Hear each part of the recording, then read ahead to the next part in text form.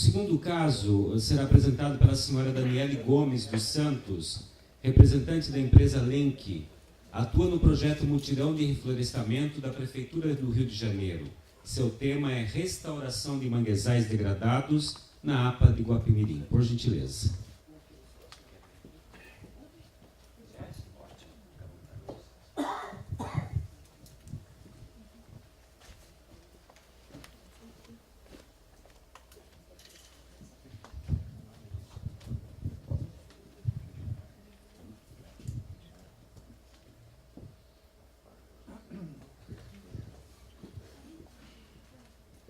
Bom dia, meu nome é Daniele, eu sou engenheira florestal, eu estou representando a empresa Egis.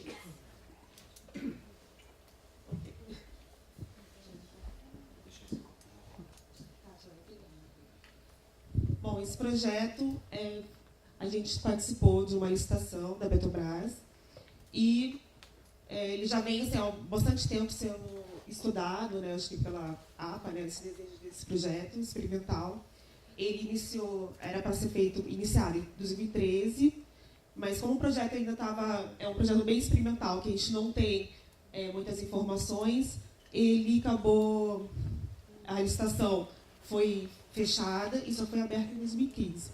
Desculpa. E aí a empresa Egis ganhou essa licitação.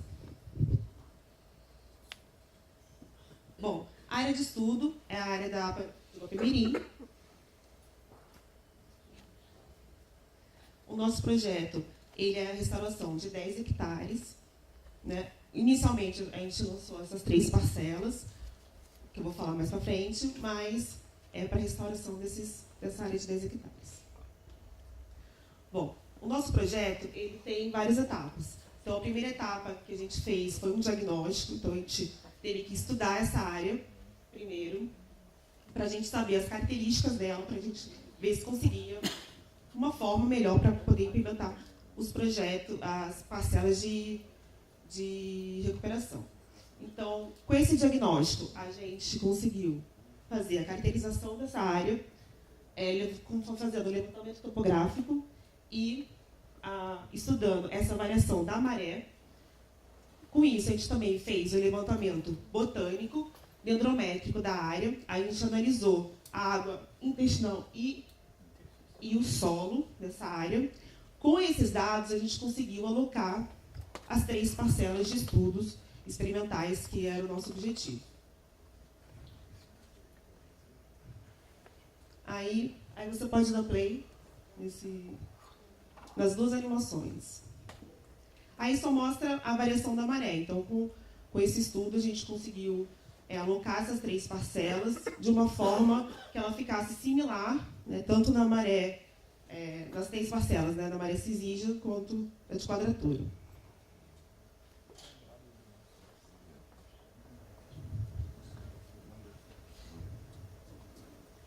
Acho que não está carregando.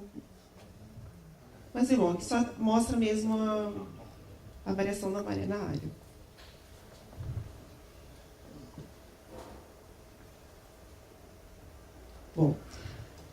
Bom, as parcelas experimentais. Esse projeto a gente teria, né, a implementação dessas 3 parcelas. Sendo uma parcela, a gente fez somente o plantio das mudas. A segunda parcela, a gente fez somente o canal dentro dessa parcela. E, na terceira, a gente fez tanto o plantio quanto o canal, essa abertura desses canais. As áreas, primeiramente, elas seriam alocadas direto ali no rio principal, só que como já tínhamos mangues ali, a gente alocou essas parcelas de frente para esse canal, que também alimenta essa área. Bom, com o fim do diagnóstico, a gente alocou essas parcelas, né? E aí agora a gente vem na fase de implantação. Então, o principal objetivo era implantar essas parcelas para a gente conseguir realizar o monitoramento e ter essas respostas das parcelas, porque conforme a resposta de cada parcela, essa área vai ser recuperada, né, da forma que melhor se adequar. Então, nessa fase, a gente teve a demarcação dessas parcelas experimentais, a gente teve a preparação do terreno, porque essa área é tomada pelo acróstico, a gente teve a abertura desses canais e a coleta dessas mudas. Todas as mudas elas foram coletadas na área da APA de Bupimirim e ocorreu o plantio dessas mudas. Bom, essa já é a fase da topografia. Então, primeiro, nessa fase, a gente entrou, a topografia marcou essas parcelas aonde a gente estudou, né, e viu, juntamente com a APA e com o CEIPS, o melhor local para a implantação. Ixi. Eu estou passando mais rapidinho por causa do tempo. Peraí. Foi muito. Aqui. Bom, depois dessa demarcação dessas parcelas, a gente foi fazer a limpeza. Então, vocês podem ver que a área era tomada por samambaia e a gente usou a roçadeira e a foice. Essa foi a primeira. E a samambaia a gente manteve no local, né?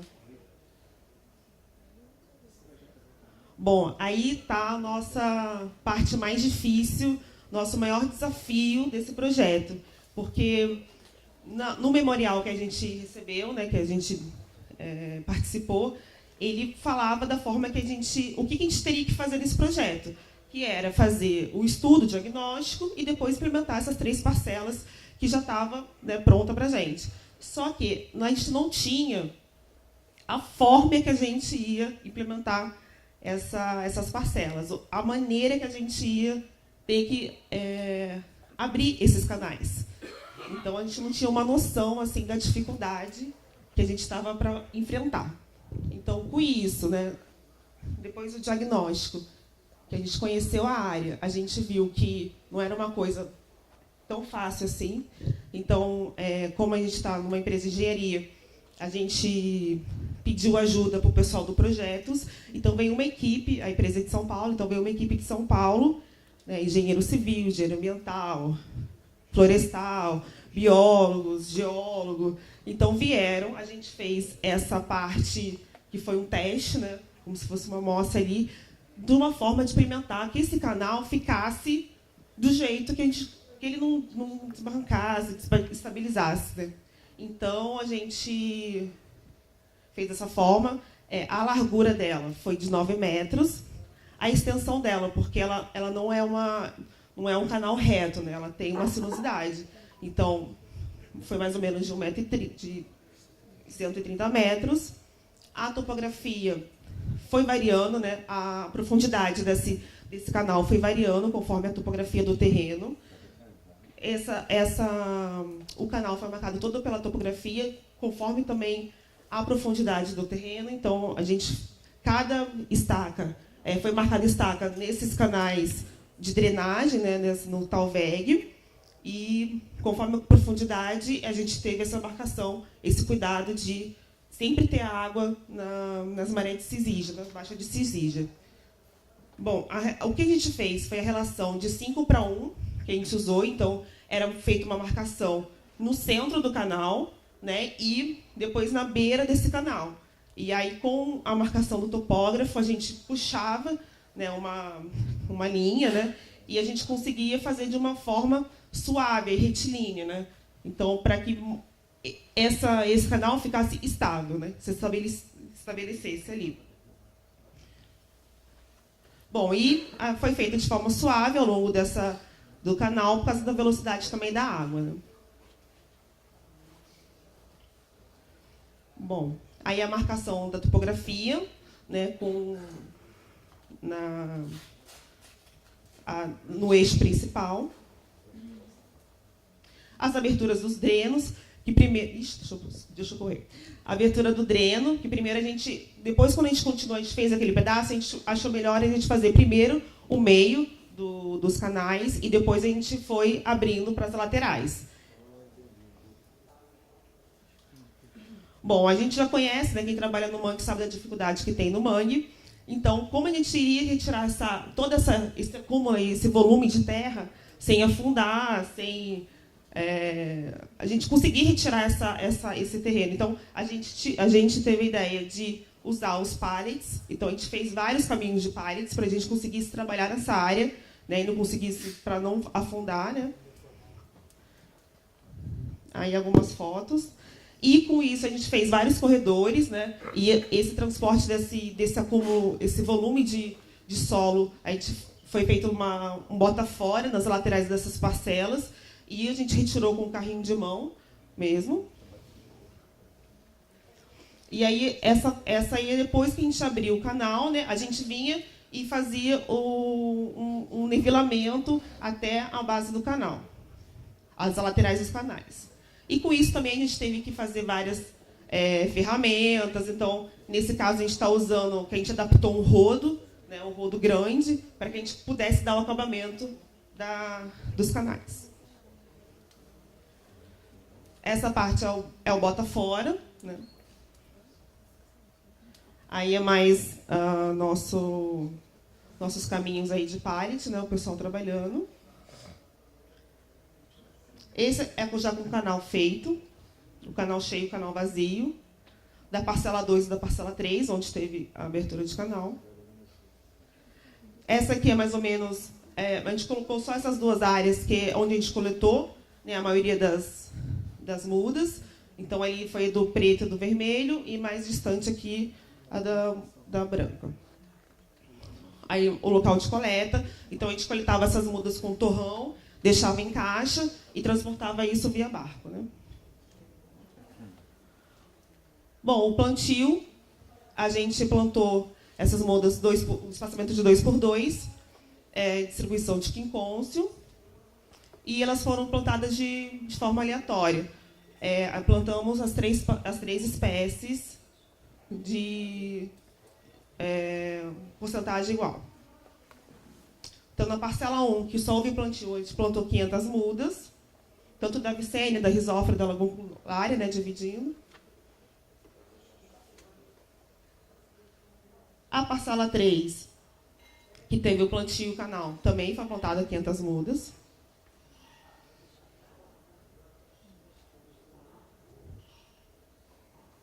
Bom, e aí a gente tem, né, esse é um projeto experimental. A gente teve que correr atrás para conhecer o terreno, conhecer todas as características ambientais dali, o tipo do terreno, a oscilação, as condições ambientais. A gente conseguiu gerar essa alocação das parcelas, conhecer mais ou menos o movimento, né, da maré.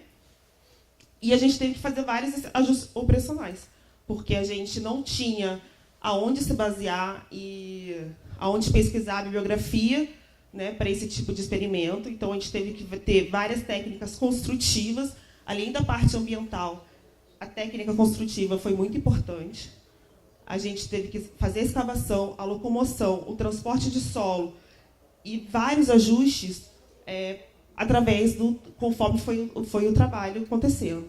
Então, a gente teve que ajustar ferramentas, né, fazer uma inovação de ferramentas que seria melhor para a gente trabalhar. A gente teve que ajustar esse esforço de mão de obra. Então, a gente começou com uma equipe pequena, já avisando, porque, de qualquer forma, a gente estava perturbando, né, a região. Então, a gente começou com uma equipe pequena, mas como a gente não estava indo no tempo hábil que a gente teria, então a gente teve que aumentar essa equipe e a gente teve que proporcionar, cada hora era um tipo de bota, era jardineira, anfíbio, melhor calça tal. Então, nesse tempo, a gente foi conhecendo também, vendo a melhor forma de trabalho, porque não é um trabalho fácil, é um trabalho que você fica direto no sol. Todos conhecem aqui, né? Já tem certa experiência. Então, tem os mosquitos, tem tudo o que envolve ali para prejudicar. Então, e também a gente trabalha com a maré, né? Então, cada horário, enfim, cada dia, cada maré é um horário de trabalho, enfim. Então, o tempo de execução nosso foi de 2 para 3 meses. Bom, esse é o volume, mais ou menos, que a gente retirou desses canais.